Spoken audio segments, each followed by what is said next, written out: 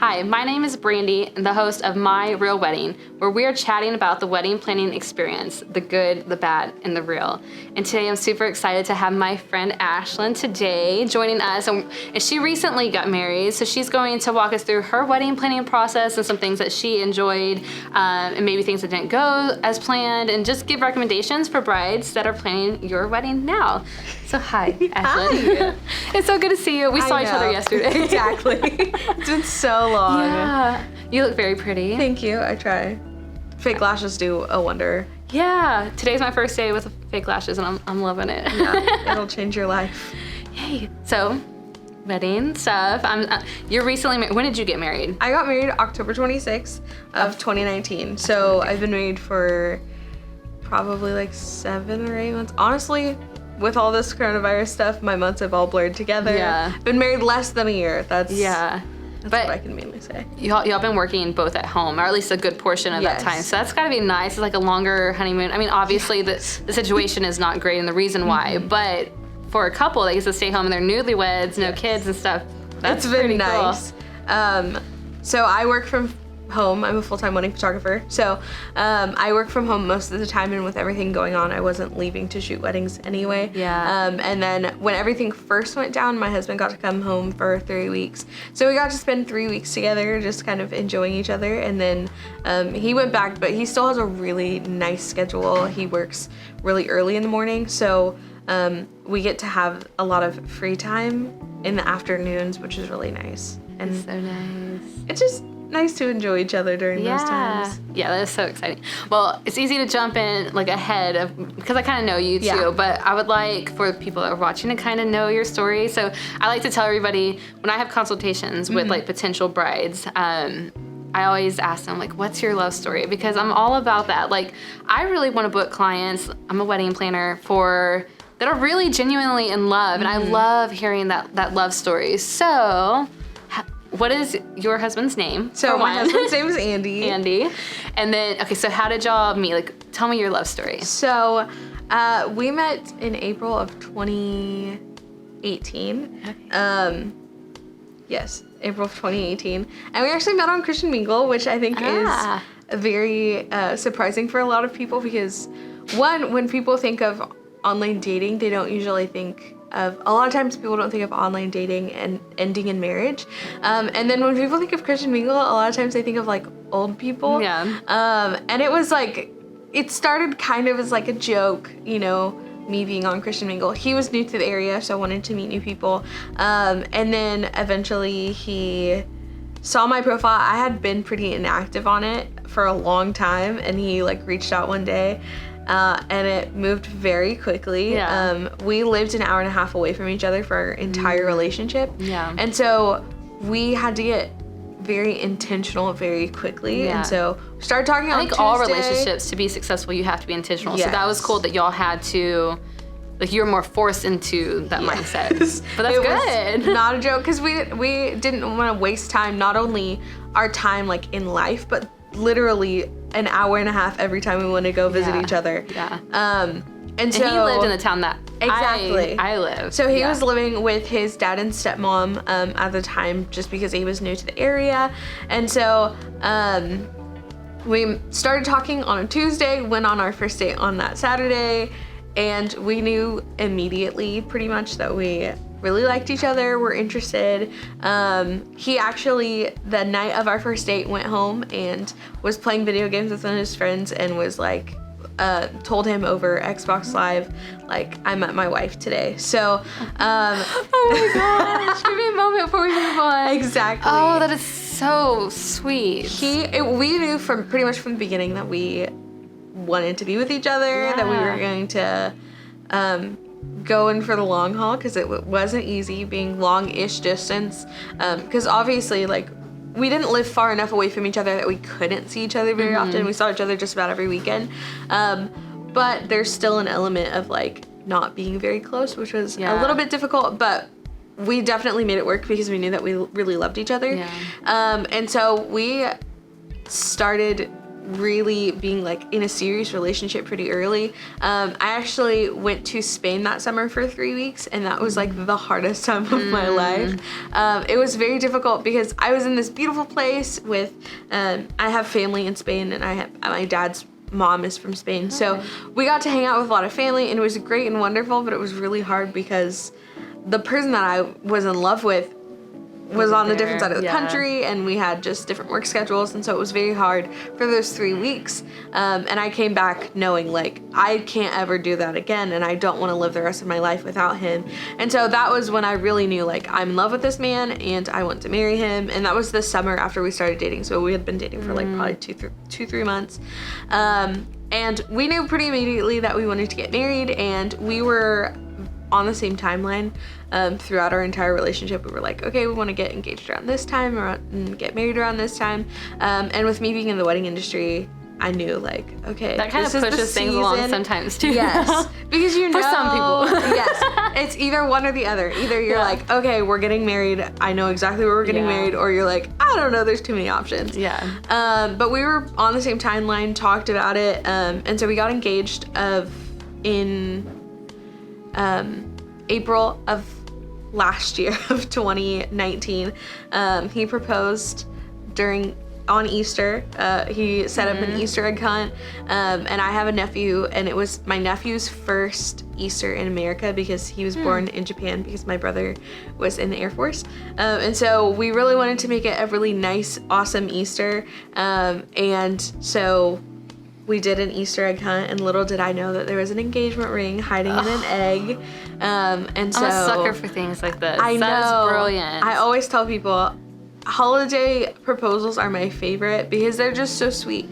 And there's already so much excitement. Yes. Like, and it's a nice way to hide that you're going to propose with, because people don't think that you're going to propose on a holiday necessarily. So him doing it on Easter, I had an idea that it was happening because his mom actually came in from Alabama, and so I knew that it was probably happening. Fun fact, we actually booked our wedding venue the week before. Oh, because really? We had a talk. We kind of sat down, and I was like, hey, we want to get married, and I want to get married in the fall, but I know that fall books up really quickly, so we need to get the ball rolling on this thing. And so we sat down and we went and found the venue that we liked, and we booked it. So I knew that it was kind of coming. And then his mom came. So I went wedding dress shopping the day before we got engaged. And then the day that we got engaged, I was like, it might be happening. And it was precious, and everyone cried. And it was the best. That's awesome. That's our love story up until engagement. Yeah. I love, and well, through engagement. Yeah. And that is so cute. So this doesn't matter, but I'm just curious because I'm a weirdo. What color was the egg that he put the It was ring golden. in? So a golden egg. Actually, my dad said before we went out and did the Easter egg hunt, like, okay, there's an Easter egg and it has $200 in it. And I'm like, okay, there's Game an on. Easter egg with $200. I need to find this Easter egg. And there's actually a decoy golden egg that was in, my family has a fire pit in our backyard. And so it's like a furniture piece that's a fire pit. And so I looked in there, and there was a golden egg, and in the egg it said like, I owe you like $200 or whatever. So it's like, guys, I found the egg. And I was like, oh my gosh, I found the egg. I'm gonna get this money. And I'm like, we have a wedding to do, so like clearly I need the money. And he actually came over to me and was like, hey, I actually think I found the real golden egg. And I was like, wait, what? What do you mean? Immediately knew that was what it was. Okay, you found the real golden egg. So he leads me over to the other side of the yard, and I'm like crying, and he sees me crying, so he's crying, everyone's crying. Everyone gets out their video cameras and starts I love that it's so and emotional, pictures. even though like you already knew like it was happening. But this is the moment that you spend your whole life thinking it's still so special. Yes, it's special no matter what. I think every proposal is a good proposal and precious and sweet. But I love that he really thought it out and had everybody who was super important to me. My whole family was there.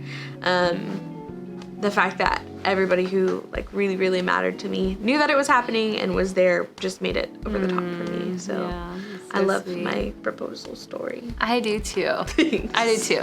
So, okay, so your wedding. So tell us about your wedding, like where you got married. So I got married at the Grand Texana. Okay. It's an old dairy barn that's been converted into a wedding venue. It's in Hempstead, Texas. I absolutely loved it. I kind of knew going into wedding planning what I wanted because I do this for a living. Like I know how weddings are and I know what looks good and what my vision was. And you're a photographer, so you know like some venues aren't the best for capturing pictures. And knowing what I wanted my pictures to look like was kind of the basis for how I planned my entire wedding. And so I knew that I wanted to get married in an all-white venue because that is best for pictures just in general, especially in the style that I was wanting them. And so I was like, this is what I want. I reached out to all the venues that I really liked that were in my price range to see what dates they had available. And then from there kind of narrowed down. I knew that I wanted to get married in the fall or winter. And then from those venues, looking at what dates they had available, we knew we wanted to get married on a Saturday because my husband's family is from Alabama. And so I didn't want to have to worry about everybody having to take a whole week off to be able to come down. And so with those things in mind, we kind of made a list. I actually one day, my dad is a person who gets really excited about whatever you're really excited about, and he knew that I was really excited about weddings, obviously. And he knew that we were kind of starting the process, even though we weren't even engaged. And so I made a whole spreadsheet of all the venues that I had reached out to that I really liked. And honestly, it was probably like 30 venues. And so I made a whole spreadsheet of what the venue was, how many people they allowed at the venue, what the cost was, what the perks were, just like different things, what all was included. I made a whole spreadsheet. And one day he sat down with me and I like mirrored my computer onto the big screen and I went through all of them, went to the websites, and we had so much fun that night. Just the two of us, just like looking at the possible venues, watching wedding videos from those venues. And it was so sweet to have my dad be a part of our wedding, not just cutting checks, but like just enjoying that part of the day. So we went through that list. I kind of narrowed it down to probably like 5 venues. Real quick, I just had a thought. Like, wedding planning really is an experience. Like it's something to enjoy, not just with your fiance, but like with family and your friends. And it's like a special time and moment in your life to like really just enjoy the love around you from everybody, because everyone's excited with you. And so I love that you got to do that with your dad. Yes. And my mom went to a ton of things. My mom did most things. My mom is my best friend. And so my mom got to do a lot of wedding things with me. But to have my dad be a part, which like, I'm the only girl, so it was really special my whole wedding planning process was special because I'm the only one who really is going to go through all of this planning kind of stuff. And so after we did that, we kind of pared down the list, and then I reached out to my fiance, which he didn't care much for the details. He was like, I know what you like and you know what you like, and so you can kind of do most of the planning. So I was like, okay, great. And then we like looked at that list of like 5 or so and then reached out for to check like when they could tour and like what dates, what specific dates they have available, because when you know you want to get married and you have an idea of when you want to get married, that's the perfect time to go and reach out to venues, because dates book so fast. Your dream date could be gone within a day. Like venues are constantly touring, and so I think it's so important when you know that you want to start wedding planning to start wedding planning. There's no time that is too early to start wedding planning, as long as a venue or whatever vendors you're looking for are booking, because things can change so fast. If you have the money, go. Yes, move. Do it. And one thing that's really nice that I think a lot of people don't realize is most venues or vendors don't require a full payment down. And so, yes, you might not have the $30,000 that you want to spend on your wedding at the moment. You might have $10,000 or whatever, and take that money, and that's what you can use for down payments on things, as long as you know that eventually you will be able to pay all those things off. But start planning as soon as possible, and it's not going to cost as much as you think down, like it's okay. And ask those questions, like be upfront, ask, like, okay, how much is this costing? Like, what payment plan options are there? Like, exactly. ask, because that's important. Don't just, I mean, I have clients that pay in full, of course, but more than not, they're doing a payment plan. Exactly. And it's with most vendors, payment is due 1 month before, and so it gives you so much time to plan, and also gives you a good idea of what you need to have by a certain point, so that you know a month and a half before the wedding, I need to have this much money set aside, and it helps you plan a lot more. And I think a lot of people just don't realize that, so they take longer to do wedding planning, and then their options are a lot more limited. We planned out 6 months in advance, so we got engaged in in April, and got married in October, and so we had 6 months, and I was done planning within a month. If even that, probably like 2 weeks. Because our venue was super all-inclusive. So with our venue, we got the venue, we got decor, we got our centerpieces, we got our food, we got a whole dessert table, and we got our DJ. And so all I had to do was get a dress, and get an officiant. Yes, we had a day of coordinator. So I had my dress, my officiant. I had to get my dress, my officiant, my photographer, videographer, but all those things were done pretty much before we got engaged. Like, I went into looking at dates based on when my photographer and videographer were available, because I knew who I wanted. And so I knew that the dates that my venue had available were dates that my photographer and videographer had available. And so I was able to, exactly, because those were the things that were most important. And people have different priorities, and that's okay. But that was the most important thing to me, and I knew that the vision that I had was less about where I was getting married and more about who was capturing that. And because of that, I was able to kind of plan that way. And so planning was super easy for me, and it's not like that for everyone. I also just knew what I wanted, because I do this all the time. I knew the specifications of what was important to me, of having a ton of natural light, of being in an all-white venue, because that helps reflect light, and I wanted as much light as possible, because I've been into plenty of venues. And if you're hiring a good photographer, they know how to work around it. But I wanted to give my photographer as many wonderful chances as possible. Set them up for success. There's no reason not to. And we went to our venue and absolutely fell in love. It's nice and very classic and a little bit rustic, which my husband's from Alabama, so he's a little country. And I knew that most things didn't matter to him, but if he had an opinion about something, I knew that was something that I needed to go with.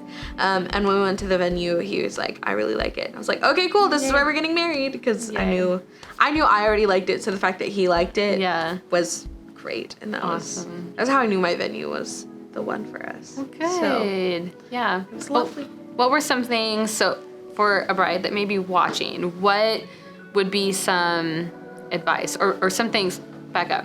What were some things you enjoyed of your wedding that you really, really liked and would recommend for brides to consider now in their planning process? I think when it comes to planning, it's really important to have people involved. I had obviously the upper hand of being in the wedding industry, but having friends who've already gotten married, or hiring a planner. I think hiring a planner is a really good idea. I love when my guests say that, because yes, hire a wedding planner. Even if it's not me, hire a wedding planner. I think it's so important. Just because I tell my brides all the time, because like sometimes brides take a little bit longer to like reply to an email or something. I tell them all the time, weddings are not your full-time job. They are my full-time job. So I don't expect you to respond immediately or to know what the right thing to do is, because you don't do this all the time, but I do. So when you have a question of like, okay, what vendor should I hire for this? Or what should I, timeline-wise? Oh my gosh, timeline is probably the biggest thing that I get emails about, of like, what time should I get married?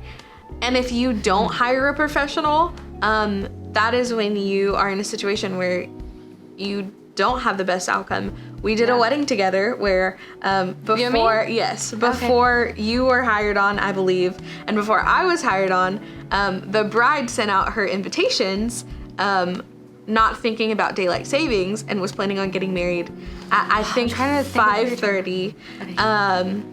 It ended up not really mattering because it rained on their wedding day. and they were planning on getting married at like 5:30 and weren't going to do a first look. And so it was not going to be great because at 5:30 in January, the sun is not there anymore. And so they weren't going to get amazing photos and things like that. And so different things like timeline or who to hire is why having a professional is so important, because we can help you because we know what the answer is. Exactly. And if you don't hire a professional and you don't know what time sunset is on the day that you're getting married, you might end up with no sun for your photos. We were able to work it out, and then it ultimately didn't matter because it rained, and so everything was moved inside.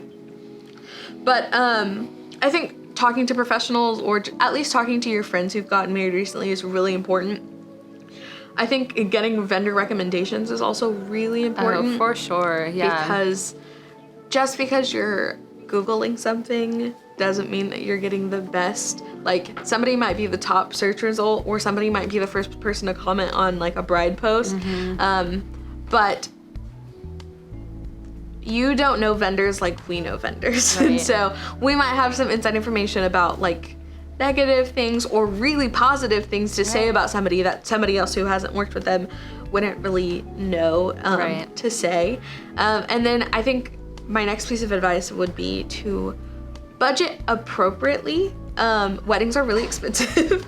They're really expensive. And I think they're worth it. I think they're wonderful. I think like we spent a lot of money on our wedding, and this is the only time I'm getting married. If something happens, you can catch me on a beach in a $50 dress. Like that's what I would be doing. But weddings are really expensive, and if you're not intentional about where you're budgeting, you can either go over budget or you can spend a lot of money on something that doesn't really matter. Yes. I find that all the time, people who spend a ton of money on favors and you don't use favors. Yeah. Or random decor that was on sale that doesn't even go with your theme that you don't really want. And then you don't use it, and maybe you can sell it, but maybe you can't, and it was a waste. And so just being really thoughtful about what's really important to you, and booking those things. We spent the most amount of money on our photographer and videographer because those are the things that mattered most to me, and I knew that I wanted specific people to capture our wedding day, and that's what matters because our food didn't come with us at the end of the day. Our cake didn't come with us. My dress is hanging in the front closet at my parents' house. Like, those are things that don't go with you. And so if you spend all your money on something that doesn't really stand the test of time, then you've spent money on pretty much nothing. So being really intentional on what you are booking and budgeting the right amounts, because I find all the time in bride groups, people who are like, okay, we're booking our wedding for 2 months from now, we're looking for a photographer, and we don't really have a budget for anything because we're 2 months out and we're looking for a photographer for $500. You're not gonna be able to find a very good photographer for $500.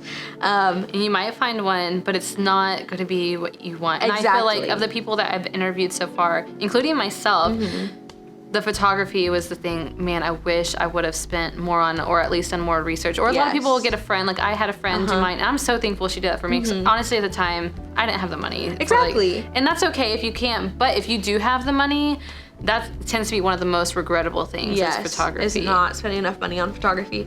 And it might be different for everybody. If you want to splurge on a Berta dress that is $7,000, go for it, girl. But you can also find a catering company that's a little bit cheaper, or you can go to your local grocery store for a wedding cake. We have H-E-B here in Texas, and they make great cakes. Half of my brides use H-E-B cakes. My wedding last week used an H-E-B cake, and I love them. They're so good. So that's, I think, what I would advise for brides, of just things to kind of look out for. Yeah. Well, we're basically out of time, but you are a wedding photographer and my friend. And so I would like to just promote your business a bit. So if you want to just tell people how they could reach you, if they would like to book you or look you up and see your work.